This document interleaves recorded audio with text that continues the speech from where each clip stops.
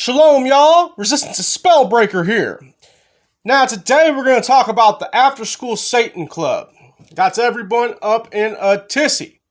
Now, I personally don't know what everyone's so surprised for. This is what this video is about, but I'm going to go in a slightly different vein, and I'm going to talk about something that no one else is talking about. And what it is that the public school system has always been satanic and evil ever since it was created. And I know that's going to hurt a lot of people's feelings, and they're not going to like me saying that. I'm going to read you. This is Ephesians chapter 6, verses 12. For we wrestle not against flesh and blood, but against principalities, against powers, against the rulers of darkness of this world, against spiritual wickedness in high places. So it puts a connection between spiritual wickedness and the rulers of darkness of this world. So it basically tells us that we live amongst the governments of Satan. When we go into Revelation chapter 13, and we go to verse 2, and it reads, And the beast which I saw was like unto a leopard, and his feet were as the feet of a bear, and his mouth as the mouth of a lion. And the dragon gave him his power, and his seat, and great authority. And it goes on to speak about this as these, as the beasts work together. And a lot of people, including myself, believe that this is depicting our governments, Russia being the bear, China being the dragon, and them working together. So again, we have, and I could have made a video that was 3 days long on this topic alone, but to make the video not so long, we're just going to skip and say that, okay, we understand that our governments are the governments of Satan and his army. Now, if we can get that through our thick head, now we have, how does the school system work? The federal government, state legislature, state boards of education, local school boards, superintendent, principal, teacher, student. Okay? And then we'll put you at the very end, parent. Because that's reality. So that's how it works. So the fact that our school systems are a part of our government tells you that we shouldn't be surprised if there's a satanic agenda behind the things that take place in these buildings. Now, I'm going to go into a different topic, but it's an important one. When you were a child, your grandfather was a Freemason. Your father might have been a Freemason. Or maybe you knew some kids down the street and their parents were Freemasons. These people were probably good people. They were probably nice people. I'm not saying anything bad about the Freemasons that you know, but you have a false preconceived notion of Freemasonry and what it actually is. And the people who you know were probably low-level Freemasons who were good people who took you to the Masonic Hall that may have been where you went to a wedding. And so now when someone comes to you and tells you that Freemasons worship Satan, you look at us like we're complete idiots because you have all this prior knowledge you feel on the topic, but you don't understand where Freemasonry comes from. And especially like in our grandfather's time and father's time, this was a way to get business, especially if they worked for themselves, because you could go to a local lodge, and if you were a member of the lodge, you immediately were in with the community. So it was a good thing to do for your business. And, they'd be taught a secret handshake, and they thought that, that was just the big secret. However, they were deceived, and I'm going to tell you why. Freemasonry comes from the descendants of Cain, the first murderer in Scripture. And scholars from all over the world trace Freemasonry back to mysticism of paganism. Okay? Now, that's not a conspiracy theory. That's basically there for all eyes to see, should you choose to go do your research. And I have news for everyone when it comes to Freemasonry. These people have taken an oath to secrecy.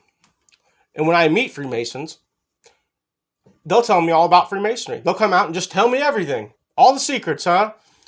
And then you got to ask yourself the question, if you took an oath to secrecy, and then now you're telling me all about Freemasonry, doesn't that mean that you're lying? Okay? When someone takes an oath to secrecy, I cannot walk up to a special ops Green Beret and ask him what happened in his mission. If he were to come out and tell me, I would know that it was a lie because he's he can't disclose this type of thing. And it's the same thing with Freemasonry. So can you trust a Freemason? If you know them real well and they're a low-level Freemason, you probably can. But, in the hierarchy of Freemasonry, these people worship strange deities. And they always have. And you can really look no further than the symbols that they show. And the symbols, many of them go back to ancient Egypt and the worship of strange deities, which were in fact the fallen angels. So Freemasonry has an occultic background, and it's undisputable. So if people want to say that Freemasonry, there's nothing wrong with it, it's only because you have a false preconceived notion. And the craft, they speak of the craft of Freemasonry. The craft is in fact witchcraft. So that's the big secret, okay? And if you want to research it, I'll give you a good place to go. It's called Albert Pike's Luciferian Doctrine, where he actually comes out and tells you that, yeah, once someone enters the 30th degree of Freemasonry, this is when they can learn the secret that Lucifer is the god of Freemasonry. Freemasonry and other secret societies have been in a 6,000-year battle against the Most High, okay? So that battle has not stopped. So what does this battle have to do with the public school system? Well, whose idea was it to have a public school system? Thomas Jefferson, Freemason, was the first person to come up with this idea. Horace Mann, Freemason, was the founder of the first public schools. My research contradicts itself. I came up with 1837. Massachusetts passed the first law in 1852. New York followed the next year, and by 1918, all American children were forced to go to elementary school. Now, I know that we want our children to have a good education. However, this good intent is used against us by evil people that study us. So, the first thing, and this is a big one, there's something evil and demonic about the amount of paperwork that's required. Okay, this child goes to school for 7 hours a day, 35 hours a week, and not only do they have the audacity to give them paperwork all day there, they send them home with paperwork. Oh yeah. So now we're talking 9 hours a day paperwork. So when I look at a little child, I don't look at them and think, you should be doing 9 hours a day paperwork. I think you should be outside playing. There's really nothing in life, looking back, that school ever taught me. It was all lies, make-believe, bullcrap. You need to know how to do basic math. You need to know how to read and how to write. And you could basically take a child that was 10 years old, 11 years old, and you could probably spend a few months with them, showing them that as a parent. So, decades of school is not needed, okay? You do not use what school taught you in your day-to-day life. You don't, okay? And if you say that you do, you're a liar. The amount of paperwork that your child is given is insane, okay? I dare you, and you won't do it. You won't. I dare you to do 1 day of your child's paperwork. 1 day. And then, and only then, would you be reminded of how difficult your child actually has it. So, let's say the child is just not going to do 9 hours a day paperwork. Well, automatically, the child's the problem. Okay? The school's going to tell the child they're the problem. The parents are going to tell the child that they're the problem. Okay? You don't see that there's a satanic agenda going on and that the school system itself is really a conspiracy against us. You're going to look at the child and say, you're bad. And they have programs designed for children who've wised up and aren't going to do the paperwork because it's not worth it. They're not getting paid. There's no reward for this. And I mean, hey, how much trouble can they really be in? Detention. They can get Fs, fail school, alternative schools. And if none of this works, okay, we're going to go to something called medication. Now, I could have done all of them. I'm only going to do one. When I was a child, we had Ritalin and we had Adderall. These are the two main medications that were given. Let's look at some of the side effects of these medications, okay? Psychosis, kidney disease, seizures, muscle weakness, panic attacks, hypertension, fast heartbeat, insomnia, appetite suppression, overdose, heart attack, stroke, headache, constipation, mood swings, abdominal pain, depression, sexual dysfunction. Now, I'd have to say, okay, no matter what the child's doing or not doing, if that's the risk, if that could be the side effect to my child, I would have to say maybe we should change the school curriculum, okay? Maybe we should do something else because you're not putting drugs into my child, not to mention the fact that I believe statistics show that people who used these amphetamine-like drugs as children were more likely to use methamphetamine as adults. So, there's that as well, from what I remember reading. So don't quote me on it. Another thing I'm going to talk about is the eyeball. Okay, what does a child's eyeball have to do with this? Well, the eyeball develops, and because children were meant to be outside playing, when you're outside, you're looking at things that are far away, and then you're looking at things back up close to you. And as the eyeball develops, the muscles in the eye are supposed to be doing that. When you're looking at something that's only 2 feet in front of your face all day, the muscles in your eye don't develop the way that they're supposed to. And if you don't think that there are evil men in high places who have invested into optometry because they knew this, you're very naive, okay? So a lot of people are going to have to wear eyeglasses the rest of their life because of the fact that they were looking at something so close to them and they weren't meant to. So there's that. Also, everything in your history books is a bunch of lies. Everything that you teach these children is lies. And they remember it and regurgitate it throughout their lives because, well, why is it important that they learn lies and not truth? Well, because the truth of history condemns certain groups of people who are in high places. If the truth of history were to ever get out, people would be able to see who really runs things, okay?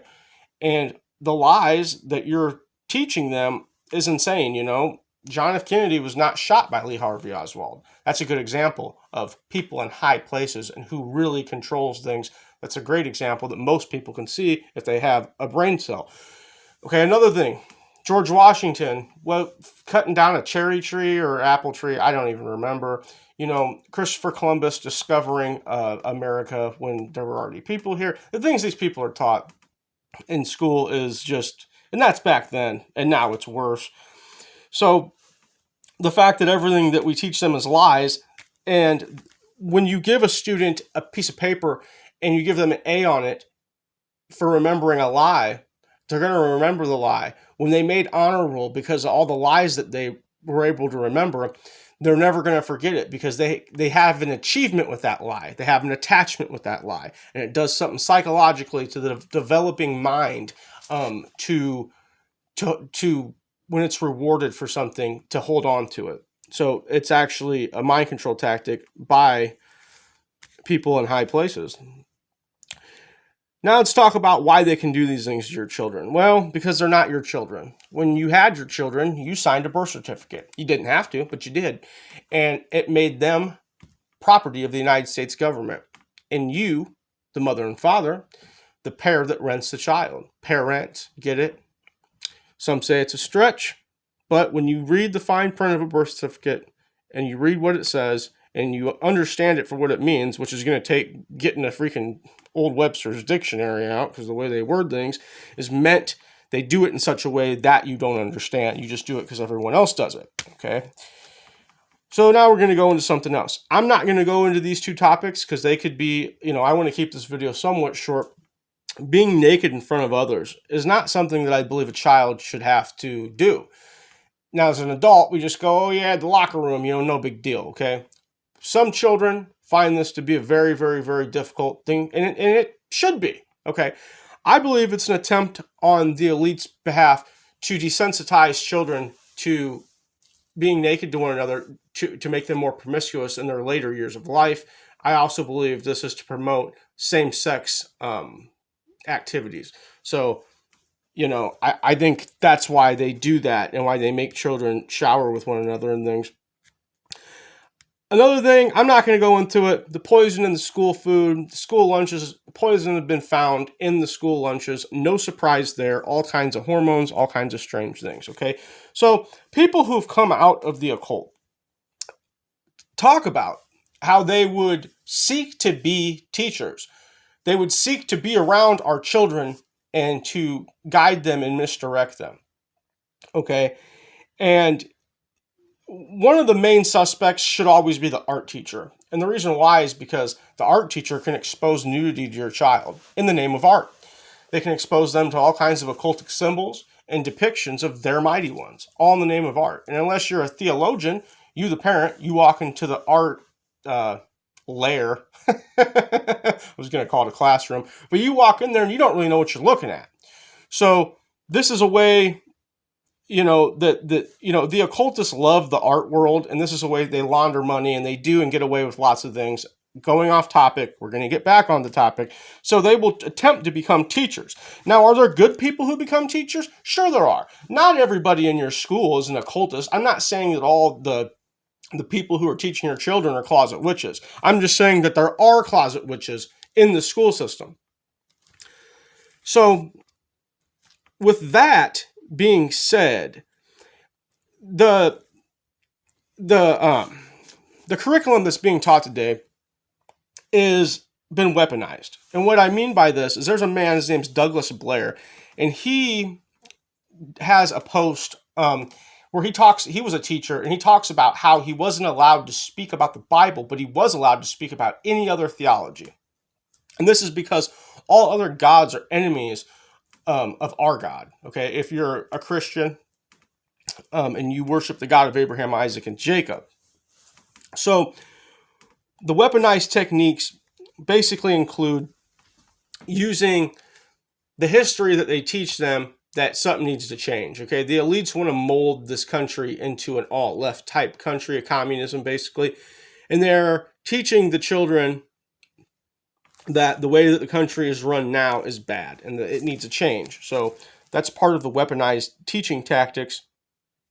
So when I see these people are out there and they're promoting ideas that an atom blew up, or we came from amoeba and we evolved from monkeys, okay, what they're doing is an attempt on their part to discredit the Bible because they're evil occultists and they write the curriculum for your school. So they're trying to decredit our Bible when our Bible is true and real, and there's lots of evidence of it, and these people just basically go around and they make up evidence that's not true. So the after-school Satan program and the transvestites reading to children is no shock to me at all. Now, what do I see wrong with this from a biblical standpoint? Well, the Bible is very patriarchal, and the man's to have a home. He's to have a wife. She's to be a chaste keeper at home. And the Bible also says that we should train up the child in the way that they should go. So the fact that our Bible tells us that we're to be the ones teaching our children indicates to me that homeschooling is the way. Now, I'm not going to give you all this bad news without giving you answers. Obviously, homeschooling. And then what I just said, go back to the biblical order. The Bible is the truth, and the Bible is the way to happiness. So I would say get your children away from these demons and put your home back and restore the biblical structure. I pray that this has helped you in some way. Blessings.